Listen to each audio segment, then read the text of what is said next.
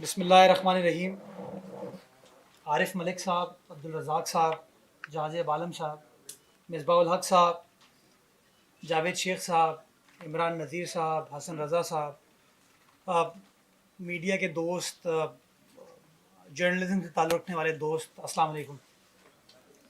इकबाल भाई, आपको मैं वैसे तो क्रिकेट का इंसाइक्लोपीडिया समझता था, आज तो आप लगता है मेरा विकीपीडिया का प्रोफाइल पढ़ के आए थे। गलतियों से स्टार्ट करते हैं। मैं मिसबा भाई को कह रहा था तकरीब से पहले कि मिसबा भाई की खिदमात क्रिकेट के लिए, पाकिस्तान क्रिकेट के लिए, उसको मेरे ख्याल में लोग इतना याद नहीं रखते जितना 2007 का वो शॉट याद रखते हैं। वो ये याद नहीं रखते कि वो हारा हुआ मैच मिसबा भाई ने जिस तरह परफॉर्म किया और उस हारे हुए मैच को ऑलमोस्ट फाइनल तक, आखिरी गेंद तक ले गए थे। वो आखिरी शॉट जो एक रह गया वो लोगों को ज़्यादा याद रहता है। तो बदकिस्मती के साथ एज अ सोसाइटी हम जो कमियां हैं उनको याद रखते हैं, जो पॉजिटिव चीज़ें अनफॉर्चुनेटली उसको भूल जाते हैं। मैं कोशिश ये करता हूं कि हमें उन पॉजिटिव चीज़ों का हमेशा ख्याल रखना चाहिए। और मैं ये समझता हूं कि सिंध प्रीमियर लीग और इस तरह की जो आपके सूबे का, आपके शहर का मुस्बत इमेज दुनिया के सामने उजागर करते हैं।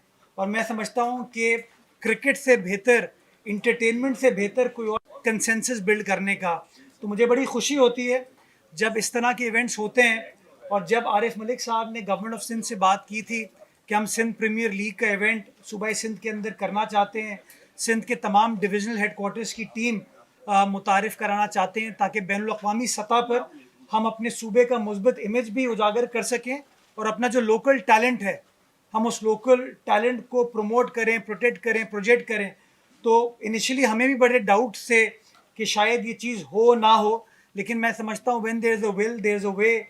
आरिफ साहब ने, उनकी टीम ने इस काम पर लगे रहे और माशाल्लाह आज मुझे खुशी होती है कि 6 में से 3 टीम्स ऑलरेडी हमारे पास स्पॉन्सर आ चुका है। गालिबन चौथा स्पॉन्सर कल पहुंच पाएगा और मैं उन तमाम स्पॉन्सर्स का शुक्रगुजार हूं।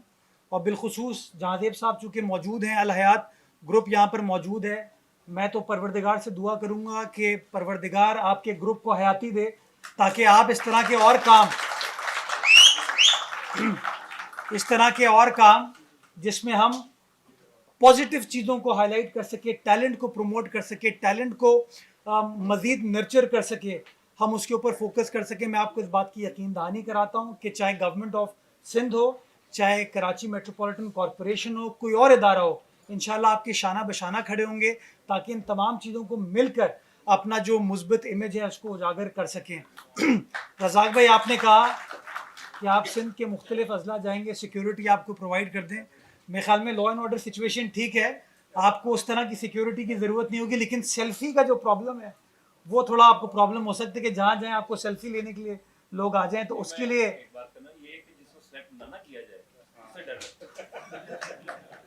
उसके वो डर के ऊपर आई थिंक वो जावेद साहब आपको एक अच्छा सा जवाब दे सकते हैं कि किस चीज़ से डर लगता है, किस चीज़ से डर नहीं लगता। या मिर्ज़ा साहब तारीख़ के हवाले से कोई बात कर लें।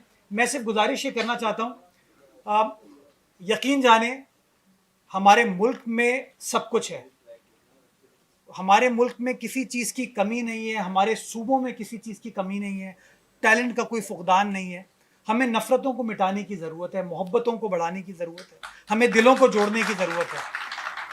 मैं बात की जाती है नेगेटिविटी की, बात की जाती है हमारे मुल्क में ये चीज़ नहीं हो रही, ये चीज़ नहीं हो रही। आप यकीन जाने हमारे मुल्क में बहुत सारी ऐसी चीज़ें हो रही हैं जिसको हमें प्रमोट करने की ज़रूरत है, जिसको हमें उजागर करने की ज़रूरत है। आपको दुनिया में मिसाल नहीं मिलेगी कि कोई क्रिकेटर अपने स्पोर्ट्स से रिटायर होने के बाद हस्पताल के बिजनेस से मुंसलिक हुआ हो और लोगों को फिलांथ्रपी कर रहा हो।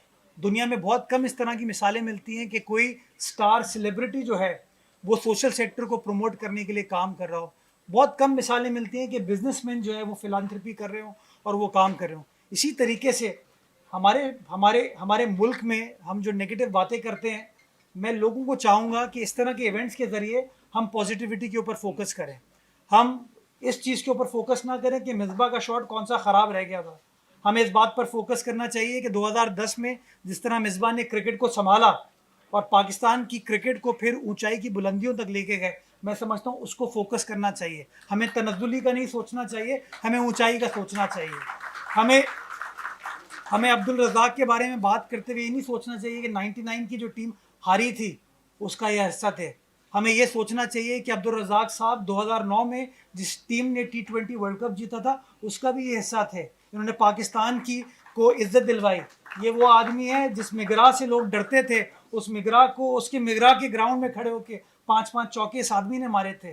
अबू धाबी में इन्होंने बताया साउथ अफ्रीका के खिलाफ परफॉर्म करते हुए कैसे वो हारा हुआ मैच अब्दुल रज़ाक साहब ने जिताया। मुझे एक भी याद है, शारजा में या दुबई में मैच था, श्रीलंका के खिलाफ फाइनल हो रहा था, बड़ा बुरा हाल था। आई थिंक वसीम अकरम साहब कप्तान थे, रज़ाक ने बॉलिंग की और 3-4 खिलाड़ी ऐसे आउट किए कि वो मैच टर्न अराउंड हुआ और पाकिस्तान जीता। हमारे मुल्क में ये जो पॉजिटिव चीज़ें हैं ना, हमें इनको फोकस करने की ज़रूरत है। हमारा वो मुल्क है जहाँ पर चाहे दिल का इलाज हो, इस वक्त इस सूबे में मुफ्त हो रहा है NICVD के ज़रिए। जिगर का इलाज हो, गुर्दे का इलाज हो, वो मुफ्त हो रहा है सूबा सिंध के अंदर। कॉर्निया का ट्रांसप्लांट हो, वो इस सूबे के अंदर हो रहा है। इस सूबे के अंदर अब्दुल सत्तार ईदी भी मौजूद है, इस सूबे के अंदर अदीब रिजवी साहब भी मौजूद हैं। इस सूबे की क़यादत ने इस मुल्क को एटमी क़ुव्वत भी बनाया, इस मुल्क को आइन भी दिया। तो मैं समझता हूँ हम लोगों को कहीं ना कहीं बहसियत कौम ये चीज़ सोचने की ज़रूरत है कि जब तक हम अपने मुल्क की चीज़ों को ओन नहीं करेंगे, उनको अप्रिशिएट नहीं करेंगे, उनको प्रमोट नहीं करेंगे, तब तक हम उन कामयाब ममालिक में हमारा शुमार नहीं हो सकता। लास्ट में सिर्फ बात करना चाहूँगा, इतवार के रोज़ स्विट्ज़रलैंड के फॉरेन मिनिस्टर आए हुए थे कराची। वो अपनी अहलिया के साथ, तो उनका डेलीगेशन था, कुछ घंटों के लिए कराची आए, तो हमने आर्ट्स काउंसिल में उनके लिए एक तकरीब रखी। वो जब तकरीब में बैठे, वो 1 घंटे की तकरीब थी, उन्होंने हमारा कल्चर देखा, हमारी हेरिटेज देखी, हमारी मौसीकी देखी, हमारी परफॉर्मेंसेस देखी। आप यकीन जाने वो परेशान हो गए कि यार जब हम रिसर्च करते हैं सूबा सिंध के बारे में, पाकिस्तान के बारे में, तो हमें ये चीज़ें नज़र नहीं आती। हमें ये खूबसूरत अजरक नज़र नहीं आती, हमें ये सिंधी टोपी की जो सकाफ़ती विरसा ये नज़र नहीं आता, जो हमारी म्यूज़िकल हेरिटेज है वो नज़र नहीं आती। और वो 1 घंटे में इतना इम्प्रेस होके गए और वो कहते हैं कि इतनी ज़बरदस्त चीज़ें आपके पास कि अगर ये यूरोप में हम करें तो your people, your artist, your performers can make so much money. और मैं समझता हूँ कि इस तरह के जो इवेंट्स हैं ना SPL वाले, ये हमें वो अपॉर्चुनिटी प्रोवाइड करेंगे, हम अपने लोकल टैलेंट को सिर्फ क्रिकेट नहीं, सिर्फ स्पोर्ट्स नहीं, जो हमारी सोशल वैल्यूज़ हैं, एथिकल वैल्यूज़ हैं, कल्चरल वैल्यूज़ हैं, हेरिटेज की वैल्यूज़ हैं, हम उनको प्रमोट करने में कामयाब हो पाएंगे। तो मैं समझता हूँ Sindh premier league will be an opportunity for the people of Sindh to promote its culture, to promote its cultural values. It will be an opportunity for our sportsmen to play with international stars, and it will be an opportunity for people in low income areas, in smaller districts, कि वो main stream में आके national television पे उनके cricket को, उनकी performance को televised किया जा सके। तो I would like to wish the team of SPL all the best, and I would hope कि इस तरह के मजीद इवेंट्स हमारे मुल्क में हो, ताकि वंस एंड फॉर ऑल हम ये जो नेगेटिविटी है इसको ख़त्म करें और लोगों को बताएं we are proud to be Pakistanis, we are Pakistanis who will change the perspective of our country in the International Committee of Nations, and inshallah things will change for this country and the people of this country. Pakistan Zindabad.